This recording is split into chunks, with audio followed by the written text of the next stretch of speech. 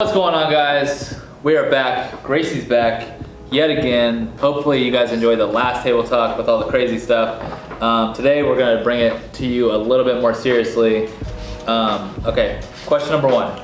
How have you lived a healthy lifestyle through college? I feel like that's really difficult, but I feel like you've actually done a pretty decent job. I have not. I'm just kidding. Okay, so I would say there's two things to think about when you're, which by the way, I'm not the healthiest person on the planet, like at all. But for me, like you know this, I enjoy sweets, I enjoy fast food, but like doing it in moderation I found is like not only better for you, like your like physique and like your physical health, but also like your energy levels, like your mental health, and then too even your stomach, like your gut health is a really important thing. And I feel like when you're on campus as a freshman, sophomore, and you're eating dining hall food, it's really, really hard because like you're just trying to eat whatever fills you up. Yeah. But doing stuff in balance as much as possible has helped me. But as I got older and I moved off campus and I live in an apartment, I cook my own food, there's like two things that I found that help, which sound really dumb. One is I don't plan my food ahead of time really. I just like think about meals that sound good. But I don't go to the grocery store one time a week. I go like 3 times a week.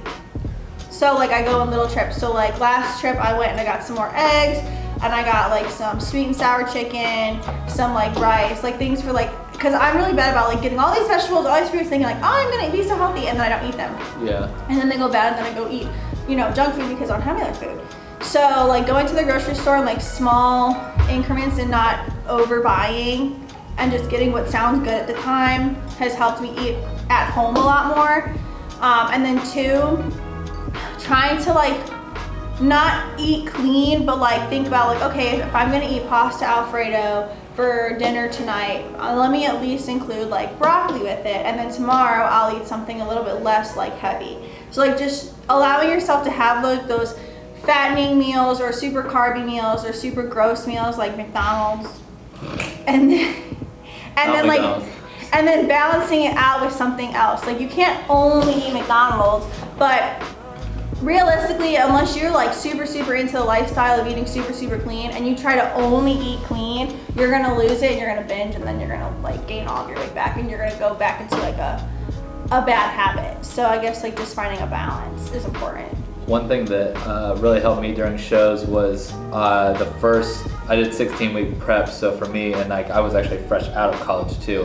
I think it was, like pretty much I just graduated and I committed to doing a show like right away.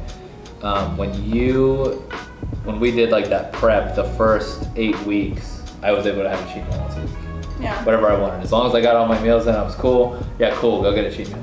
I was already pretty lean, like I was like about 8% at the time. And like I said, he was like, yeah, like if anything, like we need to like slow how fast like you're losing and stuff like that. So you kind of mentioned this a little bit. How have your habits changed while you're in college, both like working out and like nutritionally? I feel like this all ties into like your lifestyle choice, which is like a huge thing that I've realized. And like this is literally like strictly disclaimer, no shade to anybody who rages in college, who whatever you want to do to make yourself happy, you do that. You do you, boo-boo. But if you are interested in, because I'm not super fit, like I go to the gym a couple of times a week, but I try, but there's other things that keep me back, like I'm always sick. But the point is like you are gonna behave, and I'm not saying that you have to cut out all of your friends, but you are going to behave how your friends behave. So if you're living with people who go out Tuesday, Thursday, Friday, Saturday, Sunday, and they take one day off to recover their liver, you're gonna most likely do similar things. Am I wrong? Like realistically, like freshman, sophomore year, I had a lot of friends from my sorority, which again, no hate to any of them, like I'm still cool with them, but all they wanted to do when I wanted to hang out was to go out and drink. And that's fine if that's what you like to do, but then I would wake up the next day, feel like shit, wouldn't be able to go to the gym. None of them have ever stepped foot into a gym. And if they have, it was like in high school. And so like, it's just a matter of like, as I've grown and I've learned to become more independent, like when you're in college, like you're like, oh my God, I need friends, I need a group, I need to do things with people, because when you're in high school, you're in class with the same kids all day long, you go to practice with the same kids all day long, and now it's time for you to be by yourself and do big kid things. And so I've learned that, you know, it's okay to surround yourself with people who have different interests and who like to go out. If you don't like to go out, whatever. But also recognize that if they, you know, that's all that they're doing and they don't have any similar habits as you, it's either the friendship is gonna wear down or you're gonna wear down. And if you're somebody who likes to be balanced, where you like to go out Friday night, but Saturday you like to stay in, find people who are similar, because that'll help encourage that lifestyle with you, and you'll be a lot happier. You're not gonna feel pressure to go out, you're not gonna feel pressure to eat that cheeseburger if you don't wanna eat it. But also recognizing that it's okay, I'm serious, and also recognizing it's okay to even tell your family and your friends, like, no, I don't wanna eat that, I don't wanna go out, like I have to work out. Because a big thing that I struggled with was telling my friends, like, I don't wanna go out, I have too much to do, I have to go to the gym, I have to this, and they'd be like, well, just go tomorrow. But for somebody who already struggles to go to the gym, having somebody look at you and be like, just go tomorrow, it like enables you to push yourself back. So I feel like as I've gotten older, my nutritional habits have changed for the better, because I can cook, I can take the time in the kitchen, whatever. But also they have changed where I wake up earlier and I just do my own thing, and I'm not as worried about doing what my friends are doing. Because Sundays are my cleaning day. I clean my room, I clean my house, do my laundry, I do all kinds of stuff, and my friends are like out getting brunch and mimosas, which is fine, but if that's not what I want to do, like it's okay to do something on your own and be like, that doesn't fit my lifestyle choice, so we can be friends, but I'm not going to do that today. So I feel like I've just like, as a person, grown into being a more independent person, which has allowed me to have better nutrition and like a better like daily routine that allows me to fit the gym in more and eat better, if that makes sense. That was a really long rant, but it's something I'm serious about. I mean, all that makes sense, and I definitely see your point. Who you surround yourself with is really like what ultimately you're going to be interested in, or socially maybe feel pressured into doing. Speaking of that, do you feel like you yourself at any point, or anybody that you know, have ever developed any type of eating insecurities or anything like that? Yes. Like just about school, like obviously, like you brought up like the whole surrounding yourself thing, like going out and stuff like that. I almost feel like that would probably be more of an alcohol thing. I mean, I never really drank that much. Like I went on like a 3-month bender in college and stuff. Yeah. But everybody's got their thing.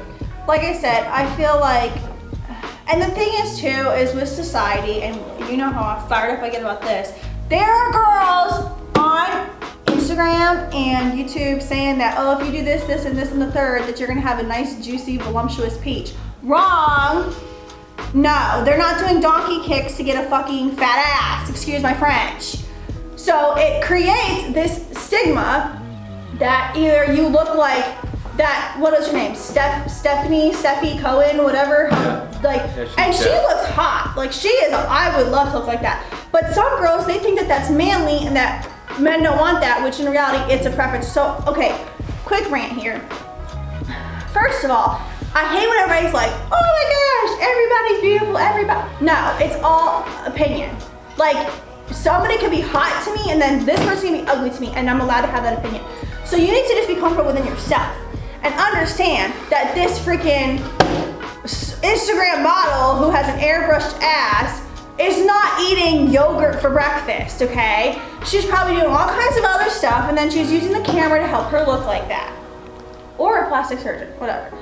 The thing is that I have somebody very close to me who had an eating disorder, and she was not eating, and then if she ate, she would go in the bathroom and throw it up, and then she would run like 5 miles in the hot 100-degree heat, and she was teenager, 90 pounds. And if you're naturally 90 pounds, there's nothing wrong with that. Everybody's body is different. But she was not naturally 90 pounds. She was not eating because she felt awkward because she didn't look like me, or like somebody who's already developed and somebody who's already gone through that awkward stage and somebody who works out and this and that and the other. So I feel like there are like eating disorders and those need to be addressed very seriously. But if you notice, like with my close friend, if you notice that somebody is off, it's not because of like oh, like they just don't eat. Like, no, like there's probably something underlying it, and I feel like a huge part of it is like society and like what people think you're supposed to eat, what people think you're supposed to look like. Because like, for reference, I'm naturally built athletically, but like just to show, like I ate two McDonald's cheeseburgers last night and a medium fry, and I had 3 eggs this morning and 2 waffles and a coffee and like a whole cup of water, and this is my belly. Like, it's okay. And then by the end of the day, it's gonna be like this, boop. Cause when you eat, where does the food go? In your stomach, okay? It's natural. So stop thinking that because if a girl looks like this on Instagram, then she walks around looking like that. 9 times out of 10, I have love handles and I look chubby at the end of the day. And if I wear something tight, it's even worse because it just squeezes all the extra skin. So, moral of the story is, don't worry about what you're eating unless you actually want to change your diet because you see somebody else who looks a certain way and you think that you have to eat less to look like that. Because 9 times out of 10, even Instagram models like who could I think of? This Bailey girl that I follow on Instagram. She has got a fat ass, and she's got a little pooch right here, and that's okay because that's how she's built. And she even posted a story saying, look at, this is what my leggings look like when they're up, and this is what they look like when they're down. So like, don't not eat or restrict yourself because you think that it's gonna make you look like that. Nobody naturally walks around looking like that. I think that there's also a big, you kind of brought up like society and stuff like that. You know, back in the day, like Barbie was like the ideal like feminine look, right? Yeah. And like Ken was like the ideal like masculine look, right? Then bodybuilding kind of came around. Arnold kind of like set the tone for the guys, I think, a little bit. Like everybody like kind of got to get big like Arnold and stuff like that. Athletes kind of started coming into the picture. They started lifting weights. For females, Instagram, I think, really kind of like shot everybody in the foot, like on so many different ways. And this is definitely a topic for another time because we could go on I for could hours talk about for this. hours about this. But- because this is something I've struggled with mentally on my own, so I could talk about it for hours. So for your instance, you know what I mean? Like you had mentioned like a couple, like you had mentioned like Steffi Cohn, who's like very, she's pretty jacked, she's strong, she's boxing and stuff like that now is kind of her thing. But she kind of came from a powerlifting and Olympic weightlifting background, right? She had done that for years in order to look like that. Instagram came out with videos, pictures, and everything else, and then it's like, oh, cool, like you can kind of see what she's doing. You're like, cool, I want to look like her. And then X girl comes on, and you're like, I want to look like her, and and you have all these things that like you're constantly like looking at, trying to get, but then you look at yourself and you get frustrated because you're not there, but you forget that they are X years old, they've been training for this long, and you kind of miss all that. Yeah. You know, as a guy, like so many guys are like, oh man, like I gotta get bigger, like, you know, if I get bigger, if I get stronger, I'm gonna get all the girls, like whatever it may be, right? And then you look on Instagram and you see like all these giant guys, like you see like Thor, you see like Eddie Hall, you see people like Bradley Martin, like you see all these people and everybody's like, oh man, like, you know, I gotta look like that. I have to look like that if I want social status. Like, you know, these people are like that because it's not the exact same. You know, those people spent years in the gym doing X, Y, or Z to look a certain way. It's no different than, you know, like you kind of made the joke about it. You're not gonna eat 2 McDonald's cheeseburgers and be 30 pounds overweight in a day, right? That takes time. That takes, you know, effort into it. Genetics. Like I said, I'm genetically, like I'm naturally athletically built, and like I try to explain this to my friend, like if you're a naturally bigger person, you might have to work a little harder and eat a little bit cleaner, and you know, and that's fine, but then you need to recognize that whatever so-and-so is doing who look like a skinny mini who looks like she has no rib cage is not gonna work for you. You need to find something, and you need to consult somebody who actually knows what they're talking about. Don't just stop eating.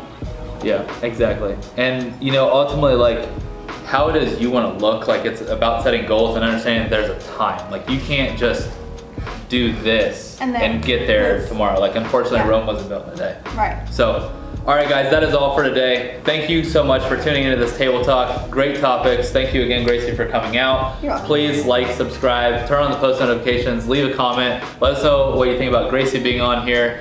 She's obviously very animated. She's got some good stuff to say. So next time we're gonna have to try to get her and Mike on at the same time. That would be a very interesting combo. So that'll be good. Until next time, thank you guys so much. Appreciate you guys watching. Like I said, leave us a comment. Let us know what you guys want to see next.